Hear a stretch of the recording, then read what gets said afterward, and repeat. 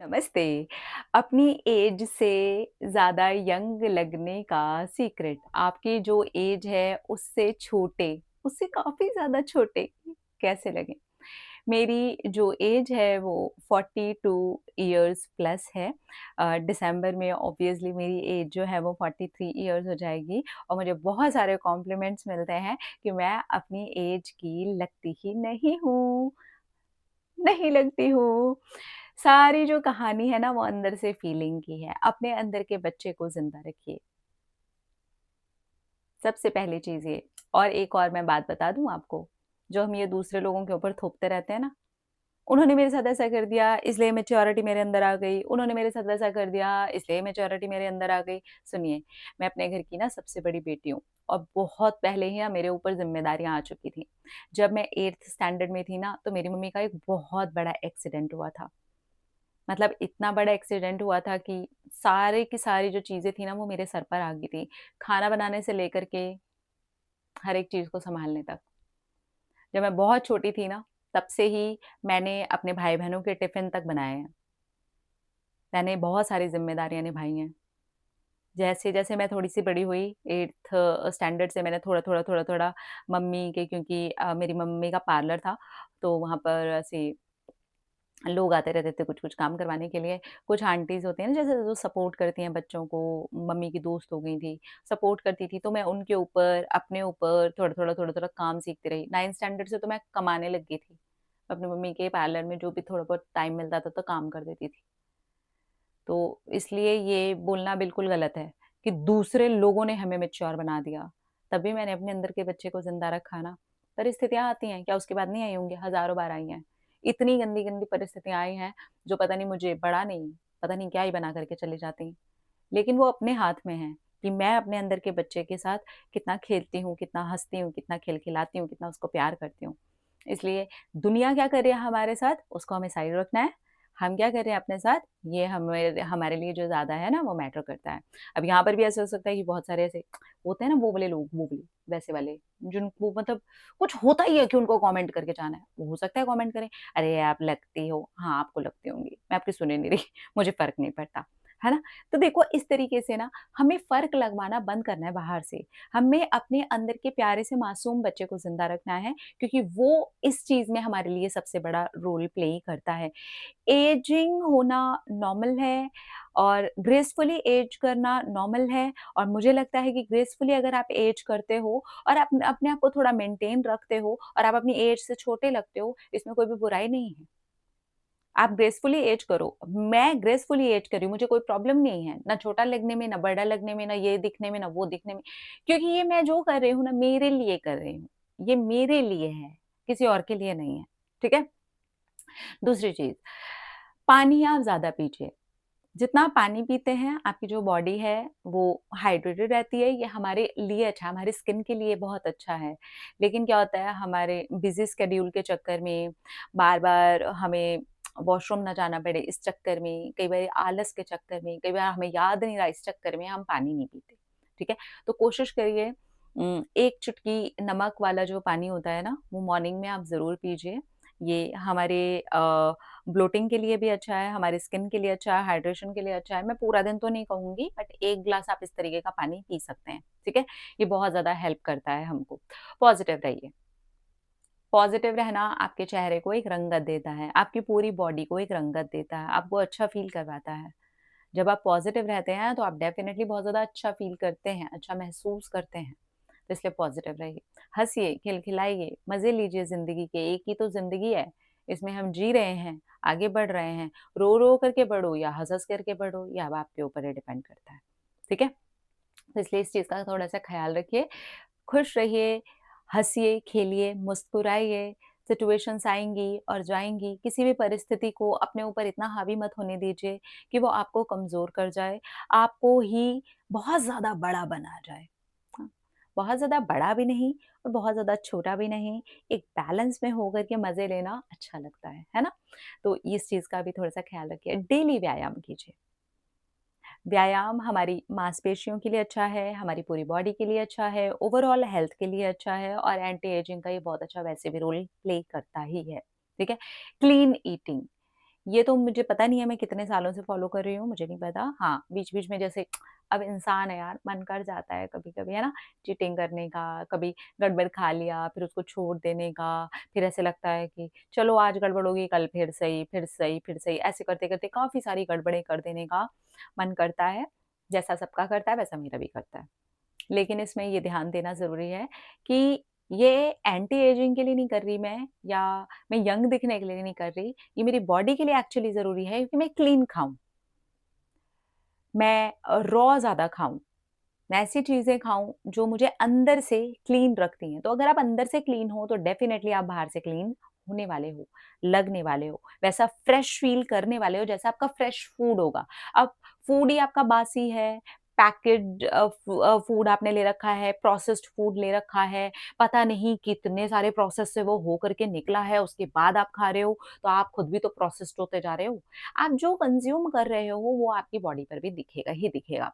तो थोड़ा-सा mindful eating बहुत ज़्यादा ज़रूरी है। कभी-कभार चीटिंग ठीक है, सब करते हैं, मैं भी करती हूँ और कभी-कभार ऐसा हो जाता है वो माइंडफुल चीटिंग और ईटिंग से हट करके हम कुछ भी करने लग जाते हैं, जो कि बिल्कुल नॉर्मल सी बात है, पर बस अपने आप को याद दिलाने वाली चीज़ है कि नहीं, इसके ऊपर ध्यान देना है, ठीक है?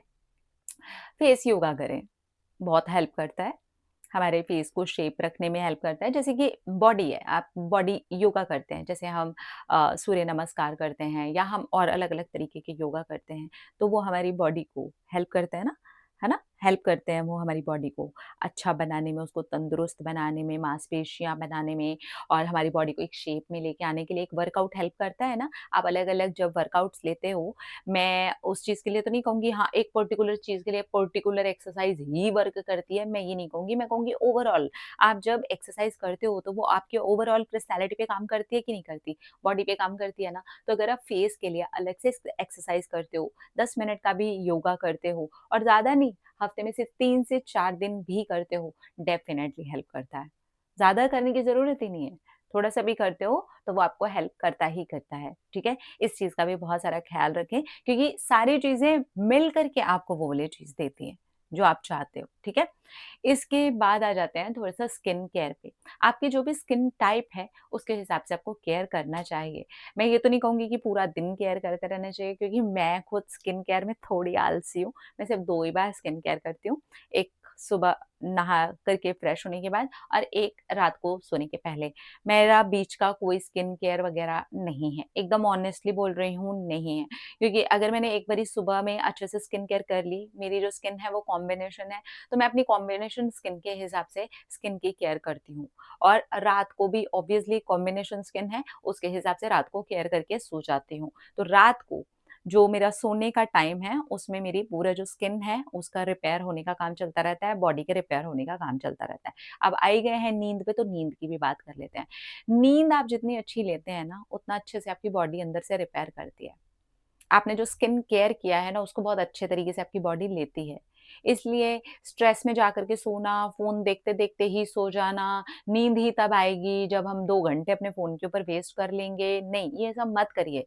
फ़ोन उठा कर के रखिए साइड, थोड़ा-सा मेडिटेट कीजिए, अच्छा-सा स्किन केयर कीजिए, एकदम शांत दिमाग से सोना शुरू कीजिए। इससे क्या है, आपकी एक तो नींद जो है ना, उसकी क्वालिटी अच्छी होगी और जितनी ज़्यादा आपकी नींद की क्वालिटी अच्छी होगी, 7 से 8 घंटे नींद लीजिए। जब आपकी नींद की क्वालिटी अच्छी होगी, आपकी बॉडी जो है ना वो अच्छे तरीके से रिपेयर करेगी, अच्छे तरीके से एक्टिव हो जाएगी। आपने जो स्किन केयर किया है ना, वो अच्छे तरीके से ले लेगी आपकी बॉडी, स्किन भी बहुत अच्छे तरीके से रिपेयर हो जाएगी। तो आप बेसिकली नींद में ही रिपेयरिंग का काम बहुत अच्छे तरीके से कर सकते हो, ठीक है? मेरा बीच-बीच में ऐसा होता है 2 टाइम स्किन केयर के बीच में कभी-कभार ऐसा होता है जिस दिन मैंने काम नहीं किया या फिर मैंने काम किया तो अभी क्या है जैसे मैं अपना मेकअप निकालूँगी और धोऊँगी तो इसलिए अब मैंने क्या कर दिया है ना इवनिंग में मैंने अपने काम को शिफ्ट कर दिया है ताकि अब मैं डायरेक्टली मेकअप निकालूँ, अपना फेस वॉश करूँ, एक मॉइस्चराइज़र लगाऊँ, सीधा रनिंग पे जाऊँ, अपना वर्कआउट करूँ, इसके बाद सीधा नाइट होगी और मैं अपना फेस को वॉश करके अपना जो भी है वो करूँगी, स्किन केयर मैं करूँगी, ठीक है?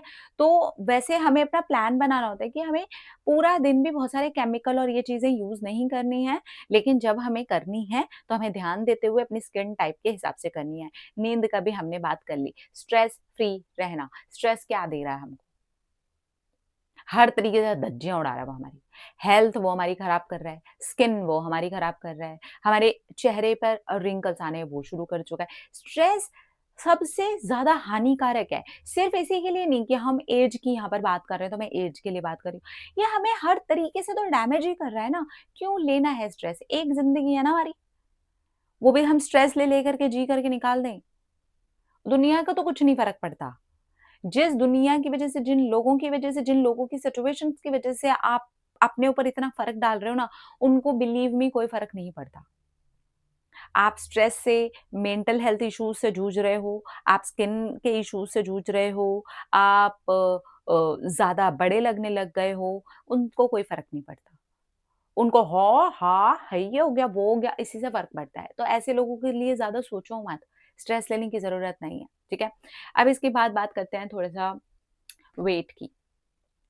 जैसे हमारा वेट बहुत ज़्यादा होता है ना, तो हम थोड़े बड़े लगते हैं अपनी एज से। ये मेरा पर्सनल भी एक्सपीरियंस है। जब हमारा वेट ज़्यादा होता है, हम अपनी एज से थोड़े बड़े लगते हैं। जैसे हमारा वेट कम होता है, तो हम अपनी एज से छोटे लगते हैं। अब वेट कम करते हुए आपको स्किन केयर और ज़्यादा अच्छी कर देनी चाहिए, स्लीप की क्वालिटी और ज़्यादा अच्छी कर देनी चाहिए, स्ट्रेस फ्री बिल्कुल अच्छे तरीके से रहना चाहिए, क्योंकि ये वेट रिड्यूस करने में तो आपकी हेल्प करेगा ही करेगा, उसके साथ-साथ आपकी स्किन को निखारने में भी आपकी बहुत ज़्यादा हेल्प करेगा। ठीक है? बिल्कुल छोटे, नॉर्मल ऐसे पॉइंट्स मैंने आपको बताए हैं, जिससे कि आप कहीं पर भी रह करके, कुछ भी करते हुए आराम से इनको फ़ॉलो कर सकते हो, ठीक है? शुगर बंद कर दो, शुगर स्किन का दुश्मन है, व्हाइट रिफाइंड शुगर, उसके अलावा इतने सारे ऑप्शंस हैं यार हमारे पास, शुगर के सब्स्टिट्यूट्स हैं हमारे पास में। आप एक बारी जाओ गूगल करो, आपको इतने सारे मिल जाएँगे ना, आधे से ज़्यादा तो आपको अपने घर के अंदर मिल जाएँगे। आपके अंदर आप घर के अंदर आपको छुआड़े मिल जाएँगे। क्या छुआड़ों का पाउडर नहीं होता, मीठा नहीं होता वो? होता है ना?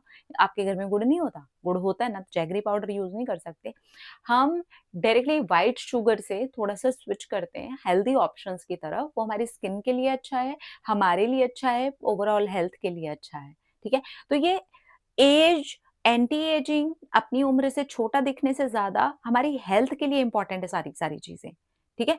जब आप अपनी हेल्थ के ऊपर कॉन्शियसली ध्यान देते हो, वैसे भी आप थोड़े छोटे लगने लग जाते हो, क्योंकि आप कॉन्शियस हो अपने लिए, ठीक है? तो अगर आप ओवरवेट हो, तो मेंटेन करने की कोशिश करो, थोड़ा-सा रिड्यूस करने की कोशिश करो, उसके साथ-साथ अपनी एक्स्ट्रा केयर भी करो। ठीक है? पानी ज़्यादा पियो, अपना जितना ज़्यादा हेल्थ का ख़्याल रख सकते हो उतना रखो, पॉज़िटिव रहो, सेल्फ लव करो, अपने आप को थोड़ा पैम्पर करो। हफ़्ते में 1 दिन कम से कम अपने आप को पैम्पर करना बनता है। हफ़्ते में 1 दिन नहीं कर सकते, कम से कम 10 से 15 दिन में तो 1 दिन अपने आप को पैम्पर करना बनता है यार। उतने में भी हम अपनी जान छुड़ाते हैं। है ना? तो अब अपनी जान नहीं छुड़ानी है। अपनी पूरी सर से लेकर के पाँव तक की केयर करनी है। कपड़े वो पहनने हैं जो आप पर सूट करते हैं, आपकी पर्सनैलिटी पर सूट करते हैं, आपको निखारते हैं। छोटे दिखने के चक्कर में कुछ भी वो ट्रेंड में आ रहे हैं कपड़े हमें नहीं ले लेने हैं। हम जो भी कपड़े पहनते हैं हम पर सूट करते हैं, हम कॉन्फिडेंस से भरे हुए हैं, हम ऑटोमैटिकली उसमें वैसे दिखेंगे जैसे हम दिखना चाहते हैं। ठीक है? क्योंकि ऐसा हो जाता है कि छोटे दिखने के चक्कर में कुछ भी हम कपड़े पहनने जा रहे हैं, तो वो अटपटे भी लग सकते हैं हम पर। तो अगर तो वो आप पर सूट करते हैं, then definitely go for it.